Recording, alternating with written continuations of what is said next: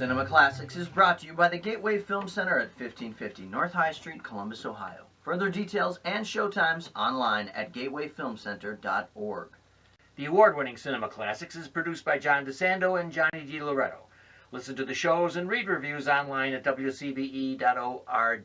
I'm John DeSando. And I'm Johnny DiLoretto. And this is... Oh, I'm sorry. Let's Go ahead. You want to do it again? Or just start from... Oh. And this is Cinema Classics. What do we do? It was my fault. I stepped on you. Okay, so why don't you... No. Just say I'm John DeSando. And I'm John DeSando. No. You say it first. Okay. I'm John DeSando. And I'm Johnny DiLoretto. This is Cinema Classics. Yeah, boy. We lost a great cinema classic recently. Sir Roger Moore. Yes. And you know, not a great actor. No, not a great actor. And he admitted it himself that he had, you know, some talent. I wonder if he wouldn't have developed into a better actor if he hadn't sort of, you know, obviously he was James Bond. He was the third James Bond and the one actor who played him the longest. And the first British actor. The first British actor, yeah. Right. You know, because he spent a decade plus as Bond, every other one, especially Sean Connery, and Pierce Brosnan and Daniel Craig. Yeah. They've all, you know, they all want to assert themselves outside of the role. Yeah. Right. Connery especially set that stage because he wanted to be taken seriously as an actor, which he should have been because he was a great actor. Yes, he was. Roger Moore just didn't care. Yeah. You know, he did not care. And I think he, in some ways, did himself a disservice as an actor because he just sort of flippantly, traipsed through his, even his post-Bond career, mainly as an ambassador for the character. Yeah. Well, I first came across him on TV as the Saint. Yeah. And he may have singly got me interested in going to Europe. Really? Just because it was so fascinating and romantic. Yeah. Driving those cars with those winding streets. Mm-hmm. And the guy had an insouciance that was just, nobody could do it better. And that's what Daniel Craig said. That's funny that you say nobody could do it better. Right. And that's what Daniel Craig said about him. Yeah. As a eulogy. Nobody did it better. Right. Now, I thought... Now, that's not true, obviously. Well, from your point of view. And I think we both agree that nobody could ever be better than Sean Connery. Right. Now, it was interesting, Roger Moore as Bond, because he was so antithetical to Connery. Yeah. Connery could be brutish, sophisticated, slyly funny, but his suavity came with a sort of brute force behind it. Yeah. Roger Moore was definitely a little lighter, the thing with, I grew up with Roger Moore in the theaters. That was my James Bond in terms of chronology. Okay. When I was a young man, those were the Bond movies I saw at movie theaters. Okay, right. Now, I grew up on the Connery movies on TV. Okay. And I loved those, and I loved him. I did love Connery more, but, the love of Bond sort of transcends all of that. And so Roger Moore holds a special place in my heart as a great Bond. Oh, yeah. I can remember For Your Eyes Only coming out. And, I remember Moonraker. I remember my dad taking me to see Moonraker. I can remember For Your Eyes Only coming out. And I saw the poster was put up at the theater at the end of my street. And I rode my bike around the parking lot of that movie theater. And every few minutes or so, I'd get off and I'd go stare at that poster. If you remember it, it's the iconic Bond poster with a pair of long, beautiful legs in the foreground. Yes. And Moore in the background under them, his gun drawn. Right. It's such a great, iconic shot. I thought that he had picked up on Connery's kind of sardonic wit and expanded it, almost to the point of it being silly. I mean, because every other line, after a while, they had so fixed on this, the eyebrow twitching up, or the crooked smile, and you knew it was going to be a wisecrack, and there were so many wisecracking. I think, beside that, the only similarity between the two is that both of them wore hairpieces in every Bond movie. That's funny. Even early on, Yeah. Roger Moore was wearing a hairpiece in Live and Let Die. Yeah. Interesting. At least that's what my source says. Yeah.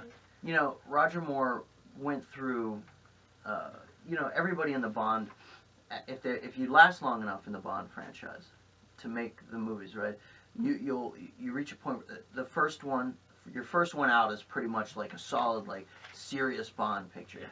Then the humor starts to creep in, then they get goofy, and then they go back to being serious. Roger Moore was in that role for so long, he went through the goofy phase twice. Oh, listen, you're so right. But from the beginning, he had a certain attitude. For instance, he says that one of the reasons he was so sardonic was that he was not at all the cold-blooded killer that he was. And he says, so he decided to just play it for laughs because it wasn't anything near who he was. Right, and you know, and I think that's part of what, when you look back at the Moore pictures, that's kind of what makes them, you know, not the best Bond movies. Imagine Sean Connery's Bond getting in a fight with Roger Moore's James Bond. Oh yeah. And, you know, Connery's Bond, you know, wipes the floor up with Moore's Bond, and likewise probably every other Bond since. Brosnan, however, was a neat sort of combination of both Roger Moore and Connery. I think that Brosnan is slighter in build, so physically he appeared to be more of the Roger Moore type. Yeah. But I think he rooted his performance in the Connery. You know, it's interesting you say that. I did read somewhere where I think certainly Moore and I believe Connery both admired Brosnan's, and in fact thought it might have been the best. Yeah. We wouldn't say that, but they. No, but I did like Pierce Brosnan as James Bond. Yeah. There's another element in Roger Moore's performance that interests me.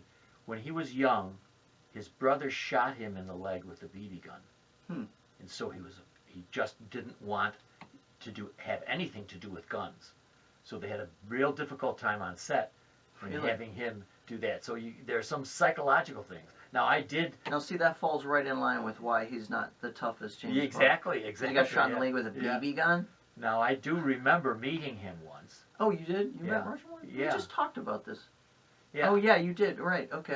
In Kiwanis International. Yes. When I was Okay. the president of the Kiwanis Club of Columbus, I went over to, I believe it was in Nice, and he was an ambassador for Kiwanis, as he was for UNICEF. Yeah. Good guy. Yeah.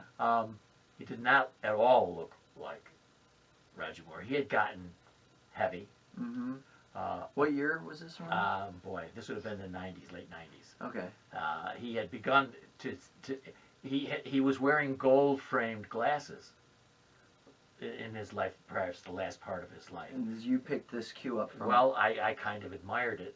But anyway, and he was much stockier, and of course he had lost a lot of his hair and so on, but still had a little bit of a smile. And I swear to you, in all of that hokey stuff that goes on at Kiwanis International, he was just having a good time. Yeah. You just knew he wasn't taking it seriously. Right. You know, except that he wanted to do something beyond his roles. Yeah. And he was doing a good job of it.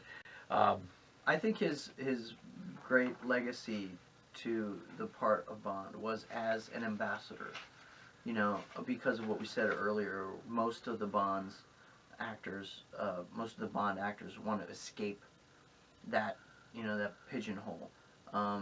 And, you know, Roger Moore, in a couple, I can remember him, there was a movie called Folks, Folkes. Oh, right. Sort of a Bondian type espionage Yes. picture. But then I also remember him popping up in the Cannonball Run movies. Oh, yeah, good. And just right, sort of always making fun of himself. Yeah, self-deprecating. But it was his ambassadorship. You know, he never spoke ill of the role. No. And I think he helped sort of foster these warm feelings, these nostalgic feelings for that character, which in no small part is why we still long to see him on the screen today. And if you're talking, you know, a little bit more about his background, part of his contract was that he had an unlimited supply of Monte Cristo cigars, Is that right? which went to thousands of pounds per movie for them. Wow. At 65, he stopped because he had to have prostate cancer surgery.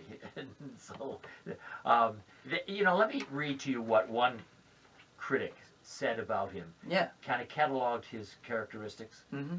Self-deprecating wit, which you mentioned. Yeah. Charming, debonair persona. You bet. Habitually raising his eyebrows. Yes. Refined English accent. Deep, smooth voice. The tinted gold rimmed spectacles later on in his life. So that was just a way of remembering Yeah. a very cool guy. Yeah. That's great. So you're going to tell me, however, he's not as great as Sean Connery. Say that again. You're going to tell me, however, as we close out, Roger Moore is no Sean Connery.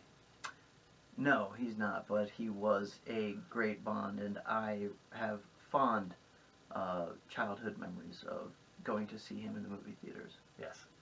And anyone who could star in a movie called Octopussy, this is my And kind pull of it guy. off? Yeah.